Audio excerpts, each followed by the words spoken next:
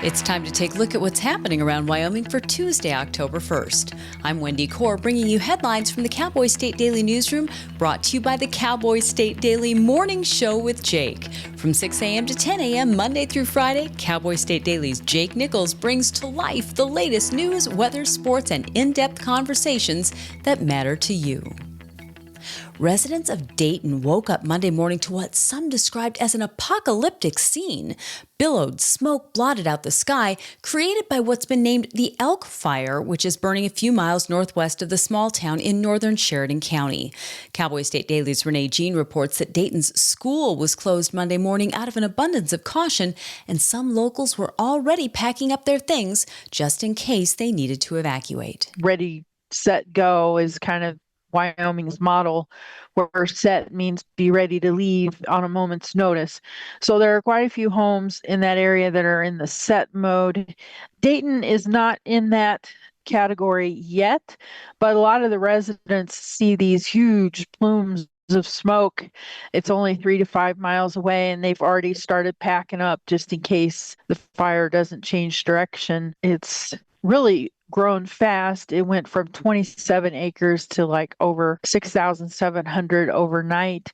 Meanwhile, residents near the historic Brooks Lake Lodge in the Bridger Teton National Forest, although weary from battling the stubborn 25,000-acre Fish Creek fire all summer, are on alert once again. Cowboy State Daily's Renee Jean reports that wind picked up speed over the weekend, breathing life into the Pack Trail fire that began September 15th. Over the weekend, this high Wyoming wind found an area where a lightning strike had hit deep in some timbered area that's very inaccessible. And just basically overnight, suddenly the Pack Trail fire roared into life, consumed like almost 20,000 acres as of Monday morning. Brooks Lake Lodge is under new evacuation orders, along with Lava Mountain Lodge, the KOA campground, a couple of ranches in the area.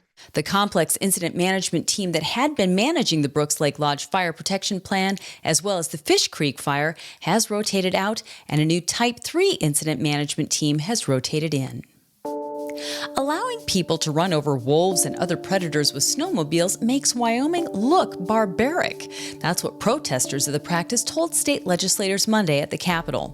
Even so, Cowboy State Daily's Mark Hines reports that the Wyoming Legislature's Joint Travel, Recreation, Wildlife, and Cultural Resources Committee voted to forward a bill that will allow that to continue. They've come up with a bill that it does not ban the practice of running predatory animals down with a snowmobile or any other vehicle, but it stipulates that if you're going to do that, you have to make every reasonable effort to kill the animal as quickly as possible. If you don't do that, it could be convicted as cruelty to animals. You could face up to $1,000 fine and or 6 months in jail. And then also an amendment that was just added today would, you could possibly lose hunting and fishing privileges for up to 3 years for doing that. The bill and the objections against it are the latest in the continuing ripple effects of the reported capture, torture, and killing of a wolf in Daniel, Wyoming in February. Natrona County Schools and Casper Police Department officials Monday were trying to ease fears and frustrations from residents and parents about an online threat over the weekend that a student allegedly planned to kill people at noon on Monday. Cowboy State Daily's Dale Killingbeck reports that a screenshot of the online threat was posted anonymously to a social media group and said that a particular student was threatening multiple people and children's lives on September 30th at 12. Parents had all kinds of concerns. There were concerns about, not sending their kids to school. There was concerns from parents that they were not communicated with, that they learned about it on the police department Facebook page. There was concerns just about the ongoing violence among young teens. The threat follows ongoing concerns related to young people being violent with weapons, including 2 murders earlier this year committed outside of school, but all involving Natrona County School District students. A former police detective who accused the Riverton Police Department of harboring a hostile work environment and racist tendencies has settled a federal lawsuit that he filed in April. Cowboy State Daily's Claire McFarland reports that the lawsuit was filed against the agency and the city of Riverton by Billy Whiteplume, the first enrolled Northern Arapaho tribal member to become a Riverton police officer. He ascended through the ranks to become detective, but then he started to clash with his supervisors and others in the department, and he has since alleged that the department fostered hostile workplace tendencies and racially discriminatory tendencies. And while the department denied those claims, the department and Whiteplume and potentially the city too, which was also named on the suit, have settled. The terms of his settlement have not yet been released to the public. And now let's take a look at today's weather with Cowboy State Daily meteorologist Don Day. Well, after a little bit of fall-like weather yesterday with much cooler temperatures across the state, we're going to start to see temperatures go back up again, and still, I'm afraid to say, there's no precipitation in sight. Things are extremely dry, fire dangers are extreme, and we're in a pattern where we're cut off from any good supply of moisture either from the Pacific or coming up from the south. And although we're going to see some fluctuations in temperatures over the course of the next 5 to 7 days, the swings in temperature won't be big, and the chances of moisture through the weekend very low. You can get Don's full forecast on the Cowboy State Daily website. I'll be back in just 20 seconds with more news. When we say community is the heart of Hilltop, we're talking about a team of bankers committed to improving the place we call home. A team that shows up every day to help businesses thrive and gives back to our neighbors through time, attention, and service. We're inspired by the way our bankers give back because that's one of the many qualities that makes us truly a community bank. Hilltop Bank, member FDIC, equal housing lender.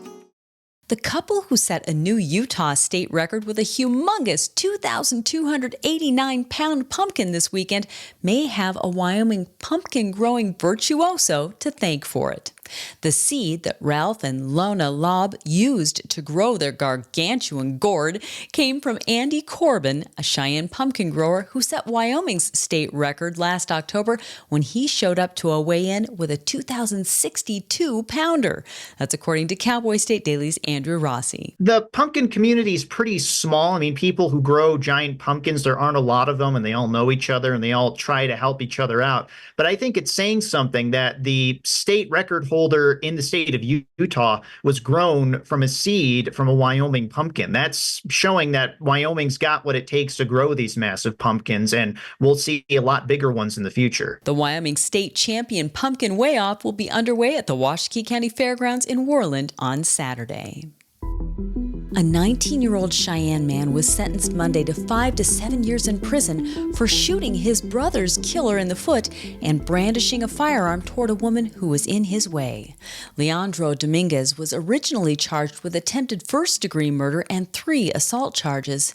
But Cowboy State Daily's Claire McFarland reports that after striking a plea agreement with the Laramie County District Attorney's Office, he agreed to plead guilty to 2 aggravated assault charges. He has no criminal history. You know, he stayed out of trouble. Judge Cooley indicated, like, your character and your history do not match this crime. And then his defense attorney, Devin Peterson, said this was just a bizarre confluence of incidents culminating in this trauma where he watched his brother get shot. The shooting was determined justified by James Scully, but he watched his brother get shot. He goes and gets the gun. He returns to the scene. He charges and he fires at the shooter's foot. So it's kind of trauma upon trauma here in what was defined in court as youths escalating things. If Dominguez completes the youthful offender program, he can return to the court and ask for a reduction on the remainder of his sentence. He also gets credit for the 229 days he's spent in jail during his prosecution.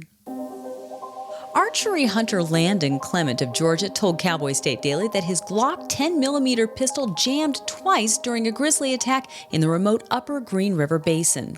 Several factors could have caused the hunter's pistol to jam during the attack early Thursday, but Outdoors reporter Mark Hines spoke to gun experts who say Clement still performed well under terrifying pressure. Maybe the type of ammunition, the pistol didn't really like it all that much and wasn't cycling it very well, or even the way you hold a pistol. If you don't hold it, if you don't have a good enough grip and enough resistance against the palm of your hand, it'll fail to cycle the action. So we don't know for sure why that pistol jammed. Whether semi-automatic pistols or magnum caliber revolvers are better for bear defense is a debate that might never be settled. Revolvers are generally considered to be less prone to failure, but semi-automatics have a higher ammunition capacity. And Nathan Frederick had just put $700 into fixing up a used truck for his DoorDash delivery job when something completely unexpected happened. His vehicle caught fire. But Wyoming is a special place. Cowboy State Daily's Renee Jean reports that before emergency vehicles could respond, passers-by had taken action. I was on my way home Sunday, and I got up to the Hat 6 exit just past Casper, and as I approach, I see this guy, he's like running around his truck and he's like making phone calls. Then I noticed fire coming out from underneath the hood. So I pulled up and around on the other side and came back to see if he needed any help. And the next thing I knew, he was like flooded with Wyomingites who were passing him fire extinguishers and jugs of water and helping him put out this fire that had started in his truck. Frederick said that times like these make newcomers like him glad they live in Wyoming, where there's always a cowboy or two willing to go an extra mile to help a stranger in need. And that's today's news. Get your free digital subscription to Wyoming's only statewide newspaper by hitting the daily newsletter button on cowboystatedaily.com. And you can watch this newscast every day by clicking subscribe on our YouTube channel. I'm Wendy Corr for Cowboy State Daily.